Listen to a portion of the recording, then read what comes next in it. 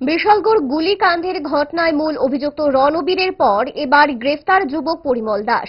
পাশাপাশি ঘটনার তদন্তে নেমে পুলিশ দুটি স্থান থেকে উদ্ধার করেছে 3টি পিস্তল। গতকাল রাতের দিকে মুড়াবাড়ি এলাকার ধৃত যুবক পরিমল দাসকে গ্রেফতার করার পর জিজ্ঞাসাবাদে রাবার বাগানে পিস্তল লুকিয়ে রাখার খবর দেয় পুলিশকে।